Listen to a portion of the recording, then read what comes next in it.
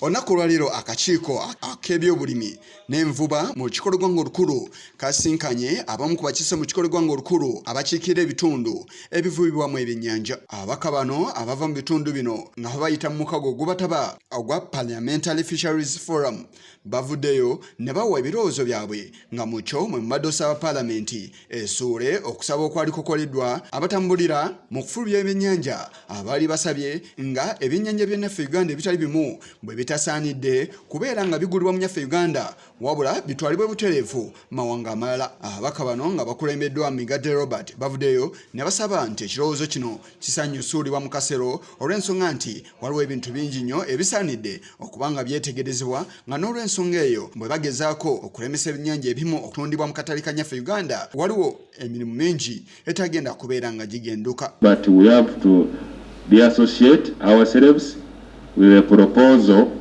of the fish processors to ban the consumption of Nile perch. Madam Chair, this proposal is intended to 100% exploit our people. Because when you restrict that the delivery point of Nile perch should only be the factory, that means that you can decide whichever price you want to offer.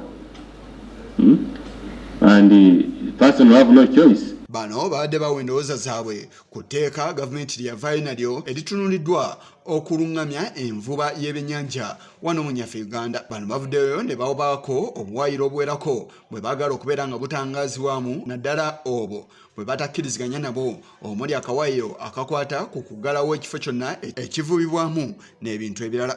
Bano bagamba nti ebifo byonna ebivubibwamu bisaanidde okuba nga bimanyisibwa nga n'olw'ensonga eyo wasaanidde okubeera nga wateekebwawo amateeka agalambika envuba mu bitundu bino. Bano era basabye nti wabeereko abakiise babiri nga muli abo abakiikirira ebyennyanja ekika ekimu ssaako n'ebika ebirala. Nti Uganda yonna tegenda kuggwera Kampala.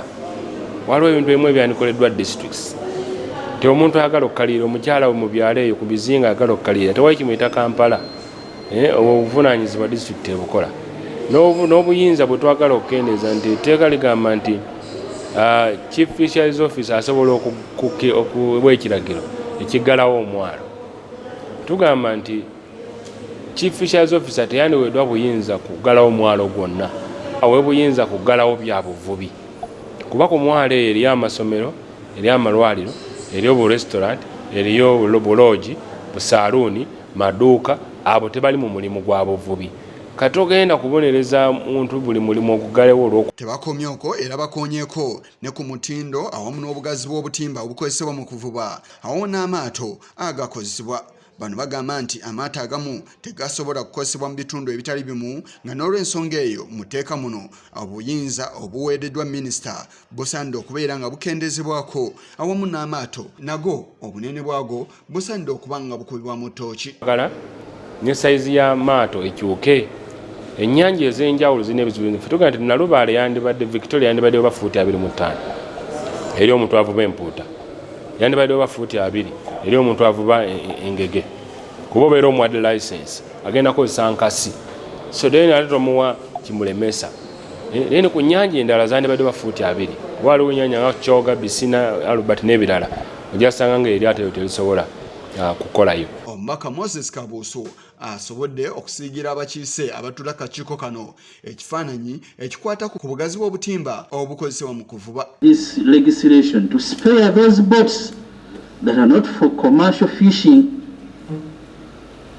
I hasten to add, Madam Chairperson, that unlike Honorable Lume Bayiga's constituency, where people can either choose to be farmers or traders up on the mainland or deny their people resident in islands and any available source of livelihood is getting involved in fishing for food. Omubaka Okoth Biteke Junior ngono akiikirira abantu ba Kyoga County naye avuddeyo n'ategeeza nga abantu bakiikirira bwe basanga okusoomozebwa okw'amaanyi mu nvuba era nti amaato agakozesebwayo obunene bwago busaanidde okuba nga bulambika omuteeka okusinga okubalambika ku lukalala lwe lumu naago agakozesebwa okuvuba mu nnyanja Nalubaale.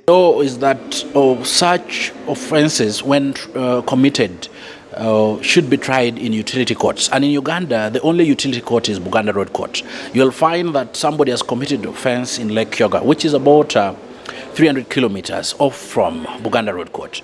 So taking this person to come and report for bail and report for his trial from Kyoga to Buganda Road Court would be gross injustice. So we're advising the committee to empower all the magisterial area courts to have the powers to try offences that are committed in the lake within magisterial areas that persons hail from. Ng'ogyeko okusinkana abamu ku bavunaanyizibwa ku byennyanja wano mu nnyaffe Uganda, naye akakiiko katunuulidde okugenda mawanga gatuyiraanye okulaba nga beetegereza amateeka gaayo agakwatagana ku nvuba engeri gye gasobola okutambulira wamu n'agannyafe Uganda. Kigongo kulwa Channel 44 Oleggulo.